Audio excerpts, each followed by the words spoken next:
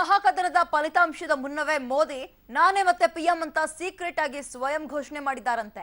ಯಾರು ಏನೇ ಹೇಳಿ ನಾನೇ ಗೆಲ್ಲೋದು ಬರ್ದಿಟ್ಕೊಳ್ಳಿ ಅಂತ ಹೇಳಿದಾರಂತೆ ಮೋದಿ. ಹೌದು, ಇನ್ನು ಮೊದಲ ಹಂತದ ಪೋಲಿಂಗ್ ನಡೆದಿದೆ ಅಷ್ಟೇ. ಆದ್ರೆ ಇನ್ನೂ 6 ಹಂತದ ಪೋಲಿಂಗ್ ಬಾಕಿ ಇದೆ. ರಿಸಲ್ಟ್ ಬರೋದು ಮೇ 23ಕ್ಕೆ. ಯಾರು ಗೆಲ್ತಾರೆ ಯಾರು ಸೋಲ್ತಾರೆ ಅನ್ನೋದನ್ನ ನಿರ್ದಿಷ್ಟವಾಗಿ ಹೇಳೋಕ್ಕಾಗಲ್ಲ ಈಗಲೇ. ಆದ್ರೂ ಮೋದಿ ಇದ್ದಾರಲ್ಲ, ಓವರ್ ಕಾನ್ಫಿಡೆನ್ಸ್ ನಲ್ಲಿ ಇದ್ದಾರನ್ಸುತ್ತೆ. ನಾನ್ ಗೆದ್ದೇ ಗೆಲ್ತೀನಿ ಅನ್ನೋ ಅತಿಯಾದ ಆತ್ಮವಿಶ್ವಾಸದ ಮಾತುಗಳನ್ನ ಆಡಿದ್ದಾರಂತೆ ಅಲ್ಲದೆ ತನ್ನ 2ನೇ ಅವಧಿಯಲ್ಲಿ ಟಾರ್ಗೆಟ್ 100 ಅನ್ನೋ ಆಪರೇಷನ್ ಅನ್ನ ಕೂಡ ಮೋದಿ ಕೈಗೆತ್ತಿಕೊಂಡಿದ್ದಾರೆ ಅನ್ನಲಾಗ್ತಾ ಇದೆ.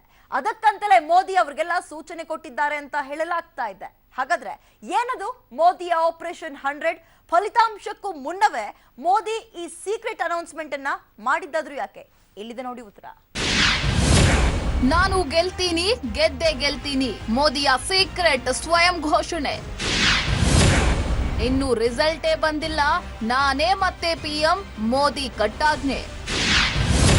ಮೋದಿಯ 2ನೇ ಅವಧಿಯ ಟಾರ್ಗೆಟ್ 100 ಬ್ಲೂ ಪ್ರಿಂಟ್ ರೆಡಿ. ಈಗಷ್ಟೇ ಚುನಾವಣೆ ಆರಂಭಗೊಂಡಿದೆ. ಮೊದಲ ಹಂತದ ಚುನಾವಣೆ ಯಶಸ್ವಿಯಾಗಿ ಮುಕ್ತಾಯ ಕಂಡಿದೆ. ಇನ್ನೇನು 2ನೇ ಹಂತದ ಚುನಾವಣೆ ಕೂಡ ನಡೆದು ಹೋಗಲಿದೆ. ಒಟ್ಟು 543 ಕ್ಷೇತ್ರಗಳಿಗೆ 7 ಹಂತಗಳಲ್ಲಿ ಚುನಾವಣೆ ನಡೆಯಲಿದೆ. ಈ ಬಾರಿ ಲೋಕಕದನ ತುಸು ಹೆಚ್ಚೇ ಕುತೂಹಲ ಮೂಡಿಸಿದೆ. ಯಾವ ಸಮೀಕ್ಷೆ ಕೂಡ ಭರ್ಜರಿ ಬಹುಮತದ ಸರ್ಕಾರ ಯಾವ ಪಕ್ಷವೂ ರಚಿಸಲ್ಲ ಅನ್ನೋದನ್ನ ಸ್ಪಷ್ಟವಾಗಿ ಹೇಳಿದೆ.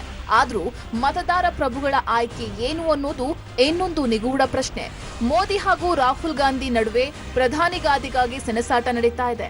ಒಂದರ್ಥದಲ್ಲಿ ಇದು ರಾಹುಲ್ ಗಾಂಧಿಗೆ ಹಾಗೂ ಹಾಲಿ ಪ್ರಧಾನಿ ನರೇಂದ್ರ ಮೋದಿಗೂ ಅಗ್ನಿ ಪರೀಕ್ಷೆಯಂತಿರುವ ಚುನಾವಣೆ.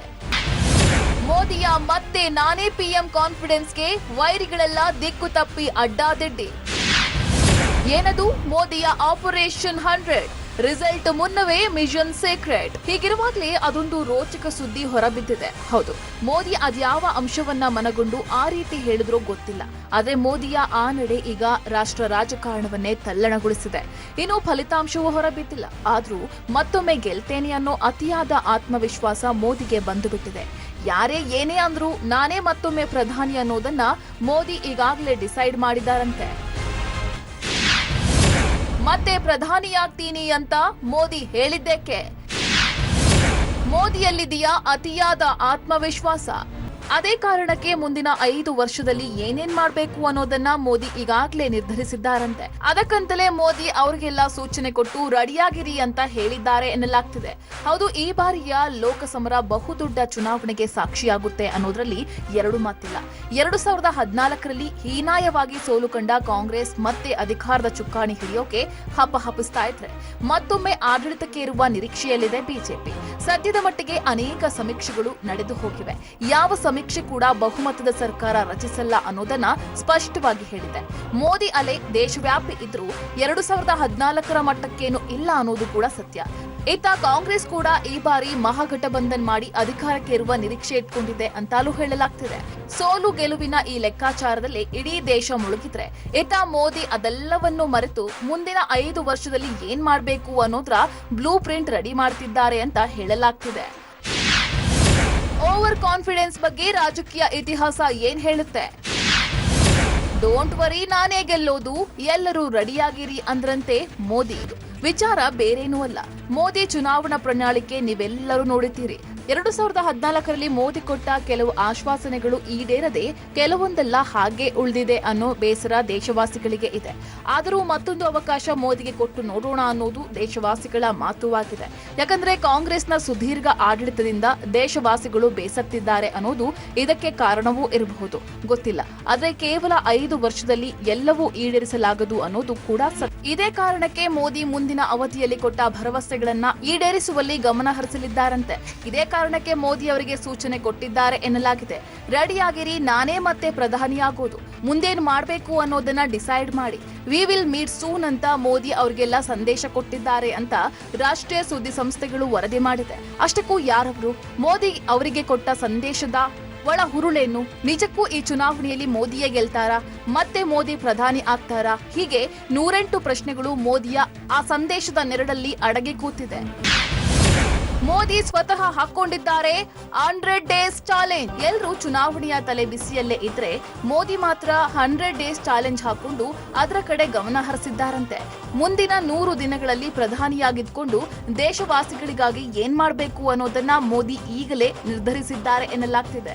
ಅದರ ಭಾಗವಾಗಿಯೇ ನಮೋ ಅವ್ರಿಗೆಲ್ಲ ಮೆಸೇಜ್ ಪಾಸ್ ಮಾಡಿದ್ದಾರಂತೆ. ಚುನಾವಣೆ ಅದರ ಪಾಡಿಗೆ ಅದು ನಡೆಯಲಿ, ನೀವು ನಾನು ಕೊಟ್ಟ ಅಸೈನ್ಮೆಂಟ್ ಕಡೆ ಗಮನ ಹರಿಸಿ ಅಂತ ಹೇಳಿದ್ದಾರೆ ಅಂತ ಹೇಳಲಾಗ್ತಿದೆ. ಅದು ಬೇರೇನೂ ಅಲ್ಲ ನೋಡಿ, ನಾನೇ ಮುಂದಿನ ಅವಧಿಗೂ ಪ್ರಧಾನಿಯಾಗೋದು, ಅದರಲ್ಲಿ ಅನುಮಾನವೇ ಬೇಡ. ಹೀಗಾಗಿ ಪ್ರಣಾಳಿಕೆಯಲ್ಲಿ ಹೇಳಿದ ಅಂಶಗಳನ್ನ ಕೈಗೆತ್ತಿಕೊಂಡು ಸಿದ್ಧರಾಗಿರಿ.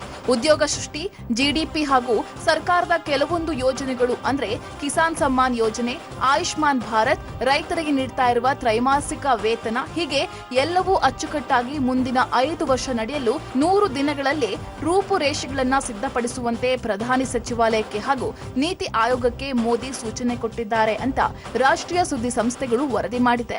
ಹೌದು, ಪ್ರಧಾನಿ ಸಚಿವಾಲಯವೇ ಇಂತಹದೊಂದು ಮಾಹಿತಿಯನ್ನ ಈಗ ಹೊರಗೆ ಹಾಕಿದೆ. ಇದನ್ನ ದೇಶದ ಪ್ರತಿಷ್ಠಿತ ಸುದ್ದಿ ಸಂಸ್ಥೆಗಳು ವರದಿ ಕೂಡ ಮಾಡಿದೆ. ಪ್ರಧಾನಿ ಸಚಿವಾಲಯ, ನೀತಿ ಆಯೋಗ ಹಾಗೂ ಪ್ರಧಾನ ವೈಜ್ಞಾನಿಕ ಸಲಹೆಗಾರರನ್ನ ಕೂರಿಸಿಕೊಂಡು ಮೋದಿ ಇಂತಹದೊಂದು ನಿರ್ಧಾರಕ್ಕೆ ಬಂದಿದ್ದಾರೆ ಅನ್ನಲಾಗ್ತಾ ಇದೆ. ಮುಂದಿನ 5 ವರ್ಷದಲ್ಲಿ ತಾನು ಏನು ಮಾಡಬೇಕು ಅನ್ನೋದನ್ನ ಆಪರೇಷನ್ 100 ಮೂಲಕ ಡಿಸೈಡ್ ಮಾಡಿದ್ದಾರಂತೆ ಮೋದಿ. ಆ ಕುರಿತು ಒಂದು ಸ್ಪೆಷಲ್ ರಿಪೋರ್ಟ್ ಇದೆ, ಟೇಕ್ ಅ ಲುಕ್. ಪ್ರಧಾನಿ ಸಚಿವಾಲಯಕ್ಕೆ ಮೋದಿ ಸಂದೇಶ. ಅಧಿಕಾರಿಗಳಿಗೆ ಮೋದಿ ಹೇಳಿದೆಂತ ವಿಶೇಷ. ಹೌದು, ಮೋದಿ ಮತ್ತೆ ಪ್ರಧಾನಿಯಾಗೋ ಸಾಧ್ಯತೆ ತುಸು ಹೆಚ್ಚೇ ಇದೆ ಅಂತ ಸರ್ವೆಗಳು ಹೇಳ್ತಿವೆ. ಆದ್ರೆ 2014ರಲ್ಲಿನ ಹಾಗೆ ಭರ್ಜರಿ ಬಹುಮತವೇನು ಇರಲ್ಲ ಅನ್ನೋದು ಕೂಡ ಸತ್ಯ. ಹೀಗಿದ್ರೂ ಮೋದಿ ಪ್ರಧಾನಿಯಾಗೋ ಸಾಧ್ಯತೆ ಹೆಚ್ಚೇ ಇದೆ. ಹೀಗಾಗಿ ಮೋದಿ ಪ್ರಧಾನಿ ಸಚಿವಾಲಯ, ನೀತಿ ಆಯೋಗ ಹಾಗೂ ಪ್ರಧಾನ ವೈಜ್ಞಾನಿಕ ಸಲಹೆಗಾರ ಕೆ ವಿಜಯರಾಘವನ್ರಿಗೆ ಮೋದಿ ಸೂಚನೆ ಕೊಟ್ಟಿದ್ದಾರಂತೆ. ಹೇಳಿ ಕೇಳಿ ಇನ್ನು ಚುನಾವಣಾ ಸಮಯ ಮುಗಿಯೋದಕ್ಕೆ ಸಾಕಷ್ಟು ಇನ್ನೂ ಇದೆ. 7 ಹಂತದ ಮತದಾನ ಪ್ರಕ್ರಿಯೆ ಮುಗಿಬೇಕು, ಫಲಿತಾಂಶ ಬರಬೇಕು, ಸರ್ಕಾರ ರಚನೆ ಮಾಡಬೇಕು, ಸಚಿವ ಸಂಪುಟ ರಚಿಸಬೇಕು. ಹೀಗೆ ಹೊಸ ಸರ್ಕಾರ ರಚಿಸುವ ಕಸರತ್ತುಗಳಿಗೆ ಸಮಯ ವ್ಯಯವಾಗುತ್ತೆ. ಹೀಗಿದ್ರೂ ಮೋದಿ ಅದೆಲ್ಲವನ್ನೂ ಬದಿಗಿಟ್ಟು ಆತ್ಮವಿಶ್ವಾಸದ ಮಾತುಗಳನ್ನ ಆಡಿದ್ದಾರೆ ಎನ್ನಲಾಗಿದೆ. ಮೋದಿ ಆಯೋಗಕ್ಕೆ ಹಾಗೂ ಅಧಿಕಾರಿಗಳಿಗೆ ಕೊಟ್ಟ ಸೂಚನೆ ಇಂತಿವೆ. ಏನದು ಮೋದಿ ಆಪರೇಷನ್ 100? ಸರ್ಕಾರ ರಚನೆಯಾದ ದಿನದಿಂದ 100 ದಿನಗಳ ಸಮಯವಿದೆ. ಈ 100 ದಿನಗಳಲ್ಲಿ ಮುಂದಿನ 5 ವರ್ಷಗಳ ಕಾರ್ಯಕ್ರಮಗಳ ಬಗ್ಗೆ ಸಂಪೂರ್ಣ ಯೋಜನೆ ರೂಪಿಸಬೇಕು. ಅಲ್ಲದೆ ಈ 100 ದಿನಗಳಲ್ಲಿ ಜಿಡಿಪಿಯನ್ನ 2ಕ್ಕೆ ಏರಿಸುವ ಬಗ್ಗೆ ಕಾರ್ಯತಂತ್ರ ರೂಪಿಸಬೇಕು. ಇದು ಈ ಆಪರೇಷನ್ 100ನ ಮುಖ್ಯ ಉದ್ದೇಶವಾಗಿದೆ. ಜೊತೆಗೆ ಭಾರತ್ ಆದಾಯ ಬಗೆಗಿನ ಸ್ವರೂಪ, ತೈಲ ಮತ್ತು ನೈಸರ್ಗಿಕ ಅನಿಲ, ಮಿನರಲ್ ಸೌಕರ್ಯ, ಶಿಕ್ಷಣ ಕ್ಷೇತ್ರಗಳಿಗೆ ಹೆಚ್ಚಿನ ಸ್ವಾತಂತ್ರ್ಯ ನೀಡಲು ಮೋದಿ ಚಿಂತಿಸಿದ್ದಾರಂತೆ. 2047ರ ಅವಧಿಗೆ ನಿರ್ಮಾಣವಾಗಲಿರುವ ಭವ್ಯ ಭಾರತಕ್ಕೆ ಮುಂದಿನ ಸರ್ಕಾರ 100 ದಿನಗಳಲ್ಲಿ ಅಡಿಪಾಯ ಹಾಕಲಿದೆ ಅನ್ನೋದಾಗಿದೆ ಮೋದಿಯ ಈ ಆಪರೇಷನ್ 100 ಸೀಕ್ರೆಟ್ ಮಿಷನ್ನ ಪ್ರಧಾನ ಉದ್ದೇಶ.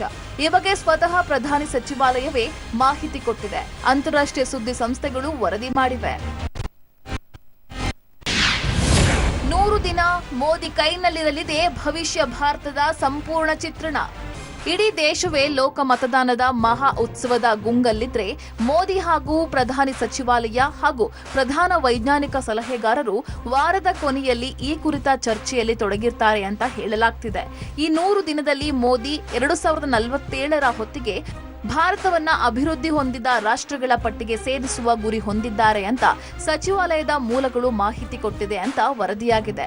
ದೇಶದ ವಿವಿಧ ಕ್ಷೇತ್ರಗಳಾದ ಉದ್ಯೋಗ, ಪ್ರವಾಸೋದ್ಯಮ, ಪ್ರಾಥಮಿಕ ಆರೋಗ್ಯ, ಕೌಶಲ್ಯಾಭಿವೃದ್ಧಿ, ಸಣ್ಣ ಮತ್ತು ಗುಡಿ ಕೈಗಾರಿಕೆ, ಶಿಕ್ಷಣ ಹೀಗೆ ಭಿನ್ನ ಕ್ಷೇತ್ರಗಳಲ್ಲಿನ ಅಭಿವೃದ್ಧಿಗೆ ಮೋದಿ ಮತ್ತೊಮ್ಮೆ ಪ್ರಧಾನಿಯಾದ 100 ದಿನಗಳಲ್ಲಿ ಕಾರ್ಯತಂತ್ರ ರೂಪಿಸಿಕೊಳ್ಳಲಿದ್ದಾರೆ ಅಂತ ವರದಿಯಾಗಿದೆ. ದೇಶವ್ಯಾಪಿ ನದಿ ಜೋಡಣೆ, ಕುಡಿಯೋ ನೀರಿನ ಬರ ನೀಗಿಸ್ತಾರಂತೆ ಮೋದಿ. ಆಪರೇಷನ್ 100 ದೇಶದಲ್ಲಿ 200 ನೂತನ ಏರ್ಪೋರ್ಟ್ ನಿರ್ಮಾಣ. ಮೋದಿಯ ಈ ಆಪರೇಷನ್ 100 ಸೀಕ್ರೆಟ್ ಮಿಷನ್ನ ಹೊಣೆಯನ್ನ ಕೇಂದ್ರ ಸರ್ಕಾರದ ಪ್ರಧಾನ ವೈಜ್ಞಾನಿಕ ಸಲಹೆಗಾರ ಕೆ ವಿಜಯರಾಘವನ್ ಅವರು ಹೊತ್ಕೊಂಡಿದ್ದಾರೆ ಎನ್ನಲಾಗಿದೆ. ಇನ್ನು ಈ ಆಪರೇಷನ್ 100ನ ಇನ್ನೊಂದು ಮುಖ್ಯ ಉದ್ದೇಶ ಅಂದ್ರೆ ದೇಶವ್ಯಾಪಿಯಾಗಿ ಕೆಲವೊಂದು ನದಿಯನ್ನ ಜೋಡಣೆ ಮಾಡುವುದು, ಅಗತ್ಯ ಜಾಗದಲ್ಲಿ ಡ್ಯಾಂಗಳ ನಿರ್ಮಾಣ, ಈ ಮೂಲಕ ಭಾರತದಲ್ಲೇ ಹುಟ್ಟಿ ಇತರೆ ದೇಶಗಳಿಗೆ ಹರಿಯುವ ನೀರಿನ ಸಂಪೂರ್ಣ ಉಪಯೋಗವನ್ನು ದೇಶವಾಸಿಗಳಿಗೆ ಸಿಗುವಂತೆ ಮಾಡುವುದು ಕೂಡ ಮೋದಿ ಗುರಿಯಾಗಿದೆ. ಇದರ ಜೊತೆಗೆ ಬಿಜೆಪಿ ಪ್ರಣಾಳಿಕೆಯಲ್ಲಿ ಹೇಳಿರುವ 200 ಹೊಸ ವಿಮಾನ ನಿಲ್ದಾಣಗಳ ನಿರ್ಮಾಣ ಕೂಡ ಮಾಡಲಿದ್ದಾರೆ ಮೋದಿ. ಇದಕ್ಕೆ ಬೇಕಾಗಿ ಆಪರೇಷನ್ 100 ಸೀಕ್ರೆಟ್ ಮಿಷನ್ ನಲ್ಲೇ ಮೋದಿ ಈ ಕುರಿತ ಬ್ಲೂ ಪ್ರಿಂಟ್ ರೆಡಿ ಮಾಡಿ ಮುಂದಿನ 5 ವರ್ಷ ಮುಗಿಯುವಷ್ಟರಲ್ಲಿ ನಮೋ ನೂತನ ವಿಮಾನ ನಿಲ್ದಾಣಗಳನ್ನು ನಿರ್ಮಿಸಲು ಹೊರಟಿದ್ದಾರೆ ಅಂತ ರಾಷ್ಟ್ರೀಯ ಸುದ್ದಿ ಸಂಸ್ಥೆಗಳು ವರದಿ ಮಾಡಿವೆ. ಮೋದಿ ಹೇಗೆ ಹೇಳ್ತಾ ಇದ್ದಾರೆ, ನಾನೇ ಮತ್ತೆ ಪ್ರಧಾನಿ ಅಂತ. ಹಿಂದೊಮ್ಮೆ ಕೂಡ ಮೋದಿ ಹಿಂಗೆ ಹೇಳಿದ್ರು. ಹೌದು, ಮೋದಿ ಚುನಾವಣೆ ಘೋಷಣೆ ಆಗೋದಕ್ಕೂ ಮೊದಲು ನಾನೇ ಮತ್ತೆ PM ಅನ್ನೋ ಅರ್ಥದಲ್ಲಿ ಮಾತನಾಡ್ಬಿಟ್ಟಿದ್ರು. ಹಾಗಾದ್ರೆ ಏನಿರ್ಬೋದು ಮೋದಿ ಮಾತಿನ ಒಳಮರ್ಮ? ನಿಜಕ್ಕೂ ಮೋದಿ ಮತ್ತೆ PM ಆಗ್ತಾರಾ ಅಥವಾ ಇಲ್ವಾ? ಆ ಕುರಿತು ಒಂದು ಇಂಟ್ರೆಸ್ಟಿಂಗ್ ಸ್ಟೋರಿ ಇದೆ, ಹ್ಯಾವ್ ಅ ಲುಕ್. ಎರಡನೇ ಹಂತದ ಮತದಾನಕ್ಕೆ ಕೌಂಟ್ ಡೌನ್. ಮೋದಿ ಗೆಲ್ತಾರಾ? ಮತ್ತೊಂದು ಲೋಕ ಎಲೆಕ್ಷನ್ ಯಶಸ್ವಿಯಾಗಿ ನಡೆದು ಹೋಗಿದೆ. ಇನ್ನೇನು ಎರಡನೇ ಹಂತದ ಮತದಾನ ಕೂಡ ನಡೆದು ಹೋಗುತ್ತೆ. ಎರಡನೇ ಹಂತದ ಮತದಾನ ಅಂದ್ರೆ ರಾಜ್ಯಕ್ಕೆ ಮೊದಲ ಹಂತದ ಮತದಾನ.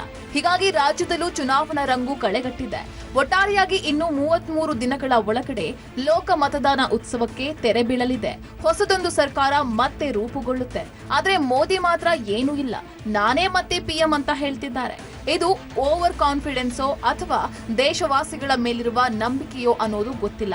ಆದ್ರೆ ಮೋದಿ ಈಗಾಗಲೇ ಮುಂದಿನ 5 ವರ್ಷದಲ್ಲಿ ಏನೇನ್ ಮಾಡಬೇಕು ಅನ್ನೋದರ ಕಂಪ್ಲೀಟ್ ಪಿಕ್ಚರ್ ರೆಡಿ ಮಾಡಿಟ್ಕೊಂಡಿದ್ದಾರೆ. ಮನ್ ಕಿ ಬಾತ್ ನಲ್ಲೂ ನಮೋ ಹೇಳಿದ್ರು ಈ ಮಾತು. ಫೆಬ್ರವರಿಯಲ್ಲಿ ನಡೆದ ಕೊನೆಯ ಮನ್ ಕಿ ಬಾತ್ ನಲ್ಲೂ ಮೋದಿ ಇದೇ ಮಾತನ್ನ ಹೇಳಿದ್ರು. ಅದು ಮೋದಿಯ ಆಡಳಿತ ವರ್ಷದ ಕೊನೆಯ ಮನ್ ಕಿ ಬಾತ್ ಆಗಿತ್ತು. ಆಗ ಮೋದಿ ಈ ಸಾಲಿನ ಮನ್ ಕಿ ಬಾತ್ ಇಲ್ಲಿಗೆ ಮುಕ್ತಾಯಗೊಳಿಸ್ತಾ ಇದ್ದೇನೆ, ಮತ್ತೆ ಮೇ ತಿಂಗಳ ಕೊನೆಗೆ ನಿಮ್ಮ ಮುಂದೆ ಬರ್ತೇನೆ ಅಂತ ಹೇಳಿದ್ರು. ಹೌದು, ಕೊನೆಯ ಮನ್ ಕಿ ಬಾತ್ ಕಾರ್ಯಕ್ರಮದಲ್ಲಿ ಮಾತನಾಡಿದ ಮೋದಿ ಮೇ ತಿಂಗಳ ಕೊನೆ ತಿಂಗಳಿನಲ್ಲಿ ಮತ್ತೆ ಸಿಗ್ತೀನಿ ಅಂತ ಮಾತಿಗೆ ವಿರಾಮ ಹಾಕಿದ್ರು. ಇದು ಮೋದಿ ಸುಖ ಸುಮ್ಮನೆ ಆಡಿದ ಮಾತಲ್ಲ ಅನ್ಸುತ್ತೆ. ಮತ್ತೊಮ್ಮೆ ಪ್ರಧಾನಿಯಾಗಿ ಬರ್ತೀನಿ, ಮತ್ತೆ ನಿಮ್ಗೆ ಸಿಗ್ತೀನಿ ಅಂತ ಓವರ್ ಕಾನ್ಫಿಡೆನ್ಸ್ ನಿಂದ ಹೇಳಿದ್ರ ಅನ್ನೋ ಚರ್ಚೆ ಶುರುವಾಗಿತ್ತು. ಅವತ್ತು ಮೋದಿ ತಮ್ಮ ಮನ್ ಕಿ ಬಾತ್ ನಲ್ಲಿ ಆಡಿದ ಮಾತಿನ ಒಟ್ಟು ಸಾರಾಂಶವಿಷ್ಟು. ಮೋದಿ ಕೊನೆಯ ಮನ್ ಕಿ ಬಾತ್ ನಲ್ಲಿ ಆಡಿದ ಮಾತು: ಚುನಾವಣೆ ಪ್ರಜಾಪ್ರಭುತ್ವದ ಅತಿ ದೊಡ್ಡ ಉತ್ಸವ ಇದ್ದಂತೆ. ಮುಂದಿನ 2 ತಿಂಗಳು ನಾವೆಲ್ಲ ಚುನಾವಣೆಯ ಜಂಜಾಟದಲ್ಲಿ ಬ್ಯುಸಿಯಾಗಿರ್ತೇವೆ. ನಾನು ವೈಯಕ್ತಿಕವಾಗಿಯೂ ಈ ಚುನಾವಣೆಯಲ್ಲಿ ಅಭ್ಯರ್ಥಿಯಾಗಿದ್ದೇನೆ. ಹೀಗಾಗಿ ಮುಂದಿನ ಮನ್ ಕಿ ಬಾತ್ ಕಾರ್ಯಕ್ರಮ ಮೇ ತಿಂಗಳ ಕಡೆಯ ರವಿವಾರದಂದು ಇರಲಿದೆ. ಅಂದ್ರೆ ಮಾರ್ಚ್, ಏಪ್ರಿಲ್, ಮೇ ತಿಂಗಳ ನನ್ನೆಲ್ಲ ಭಾವನೆಗಳನ್ನ ಚುನಾವಣೆಯ ನಂತರ ಹೊಸ ವಿಶ್ವಾಸದೊಂದಿಗೆ, ನಿಮ್ಮ ಆಶೀರ್ವಾದದೊಂದಿಗೆ ಮತ್ತೊಮ್ಮೆ ಮನ್ ಕಿ ಬಾತ್ ಕಾರ್ಯಕ್ರಮದ ಮೂಲಕ ಹಂಚಿಕೊಳ್ಳಲಿದ್ದೇನೆ. ಹಾಗೂ ಇನ್ನೂ ಹಲವು ವರ್ಷಗಳು ಈ ಮನ್ ಕಿ ಬಾತ್ ನಡೆಯಲಿ. ಮತ್ತೆ ನಾನು ನಿಮ್ಮ ಮುಂದೆ ಮನ್ ಕಿ ಬಾತ್ ಮೂಲಕ ಬರ್ತೇನೆ. ಎಲ್ಲರಿಗೂ ಶುಭವಾಗಲಿ. ಹೀಗೆ ಮೋದಿ ಚುನಾವಣೆಯ ಘೋಷಣೆ ಆಗುವ ಮೊದಲೇ ಹೇಳಿದ್ರು. ಯಾವ ಉದ್ದೇಶವಿಟ್ಕೊಂಡು ಮೋದಿ ಹೀಗಂದ್ರೂ ಗೊತ್ತಿಲ್ಲ. ಈಗ ಮತ್ತೆ ಅದೇ ಮಾತುಗಳನ್ನ ಪ್ರಧಾನಿ ಸಚಿವಾಲಯಕ್ಕೂ ಮೋದಿ ಹೇಳಿದ್ದಾರೆ. ಸಚಿವಾಲಯದ ಜೊತೆ ನೀತಿ ಆಯೋಗ ಹಾಗೂ ಪ್ರಧಾನ ವೈಜ್ಞಾನಿಕ ಸಲಹೆಗಾರರಿಗೂ ಮುಂದಿನ 5 ವರ್ಷದಲ್ಲಿ ಏನೇನ್ ನಡಿಬೇಕು ಅನ್ನೋದರ ಬಗ್ಗೆ ಸಂಪೂರ್ಣ ರೂಪುರೇಷೆ ತಯಾರಿಸಲು ಸೂಚಿಸಿದ್ದಾರೆ ಮೋದಿ ಅಂತ ಹೇಳಲಾಗ್ತಿದೆ. ನಲ್ಲಿ ಮೋದಿ ಸ್ವತಃ ತನ್ನ ಗೆಲುವನ್ನ ಘೋಷಣೆ ಮಾಡಿಕೊಂಡಿದ್ದಾರೆ. ಮುಂದಿನ ಪ್ರಧಾನಿಯೂ ನಾನೇ ಅಂತ ಮೋದಿ ಹೇಳಿದ್ದಾರೆ ಅನ್ನಲಾಗಿದೆ. ಆದ್ರೆ ಮತಾಧೀಶರ ನಿಲುವು ಹಾಗೂ ಒಲವು ಏನು ಅನ್ನೋದು ಮಾತ್ರ ಕುತೂಹಲದ ಸಂಗತಿ. ಇದಕ್ಕೆಲ್ಲ ಉತ್ತರ ಬೇಕು ಅಂದ್ರೆ ನೀವು ಮೇ 23ರ ತನಕ ಕಾಯಲೇಬೇಕು ಅಂತ ಹೇಳ್ತಾ ವಿಶೇಷ ಕಾರ್ಯಕ್ರಮ ಮುಗಿಸ್ತಾ ಇದ್ದೀವಿ. ನೆನಪಿರ್ಲಿ, ನ್ಯೂಸ್ ಅಂದ್ರೆ ಪಬ್ಲಿಕ್.